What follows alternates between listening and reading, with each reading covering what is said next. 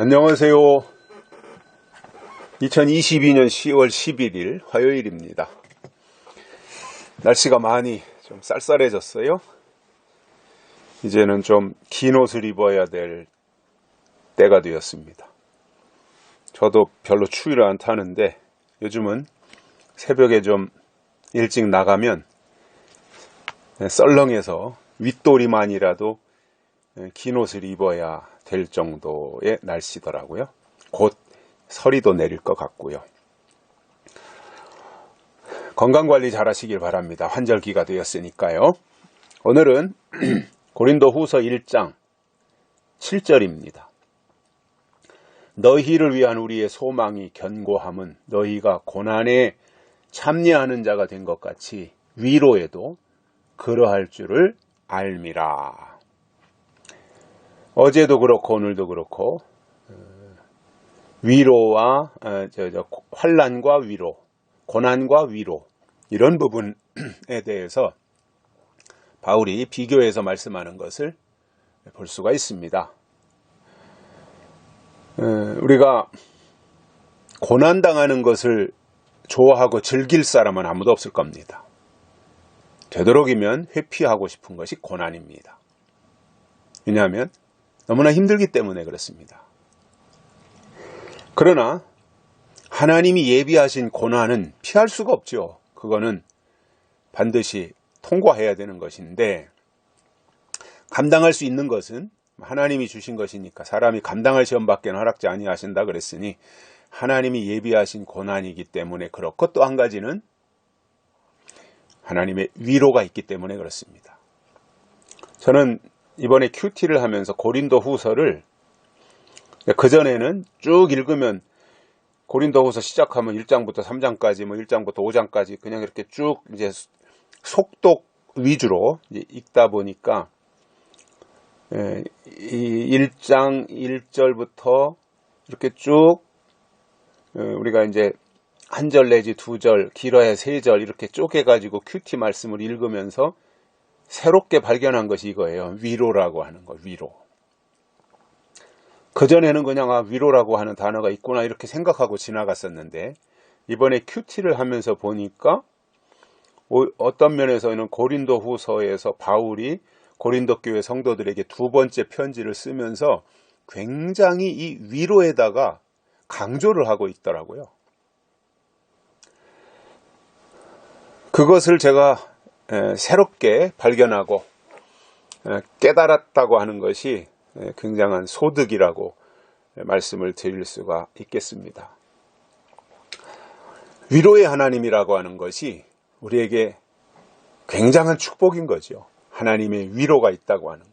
그러니까 고난의 문제, 고난이 아무리 커도 위로가 고난보다 더 크면 고난은 별게 아닌 게 되는 겁니다. 그런데 고난이 아무리 작은 것이라도 하나님의 위로가 없다면 그것을 감당해내기가 쉽지 않은 거거든요. 그래서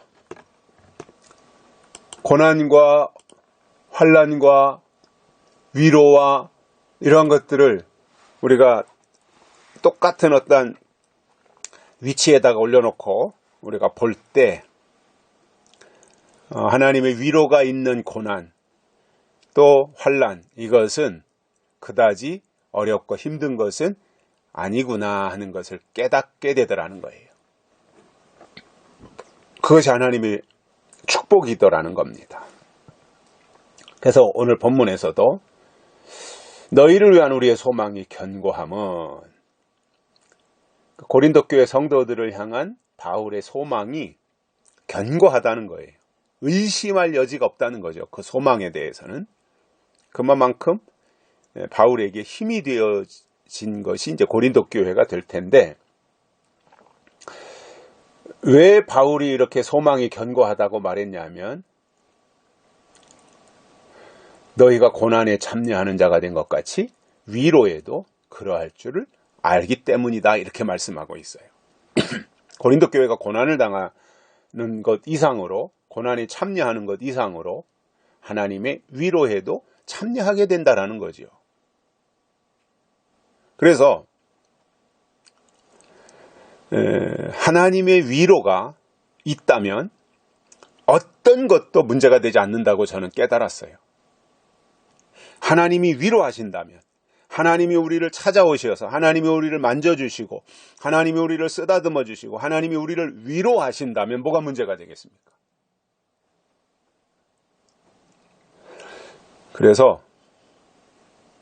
바울이 고린도 교회 성도들에게 하고 싶은 말이, 너희에게 고난이 있지만 고난 이상으로 더 큰 하나님의 위로가 있다. 그 위로를 바라보고 소망을 가지고 참기를, 견디기를 촉구하는 그러한 내용들을 여기서 우리가 발견을 하게 됩니다. 한 번은 제가 이제 여러 가지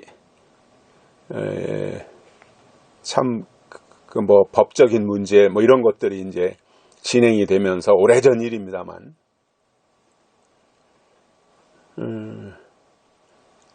정신없이 뭐 이런 거 저런 거 서류 준비하고 또 변호사 만나고 뭐 이러한 일을 하다가 그날이 이제 금요일이었기 때문에 불이 나게 또 서산으로 내려와서, 뭐 그 오래전 일이에요. 그 윤상옥 권사님 살아계실 때니까. 그날 윤상옥 권사님 댁에서 구역 예배가 있었어요. 저녁에, 금요일 저녁에.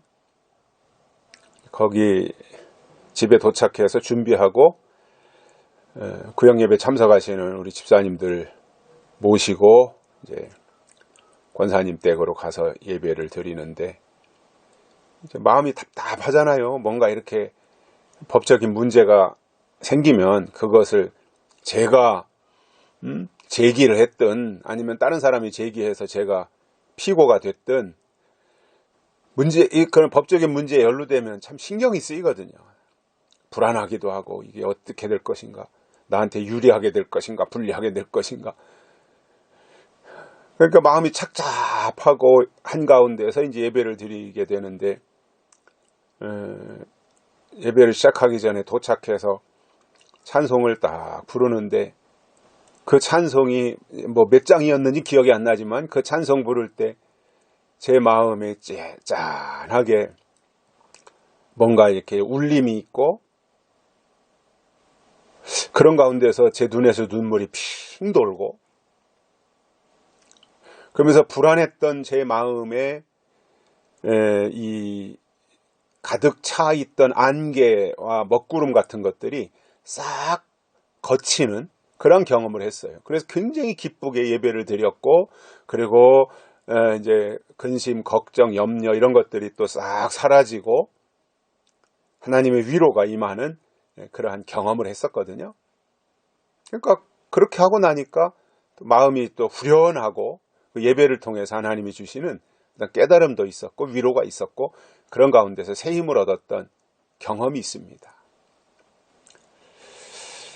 그래서 사람이 살아가면서 몸이 아파서 어려울 때도 있고, 돈 때문에, 물질 때문에, 또 사람과의 인간관계가 얽혀서, 자녀들 문제 때문에, 또 집안의 여러 가지 크고 작은 일들 때문에 늘 염려와 걱정 속에서 고민하며 살아가는 것이 우리 인생사이지 않겠습니까? 그런데 그 모든 것을 아시는 하나님께서 순간순간 말씀을 통해서 또 성령의 깨달음을 통해서 우리를 위로하신다면, 그 힘으로 우리는 넉넉히 이 세상을 기쁨으로 감사하면서 살아갈 수 있게 될 것입니다. 오늘 우리 모두에게 하나님의 크신 위로가 있기를 바랍니다. 여기까지 하겠습니다. 고맙습니다.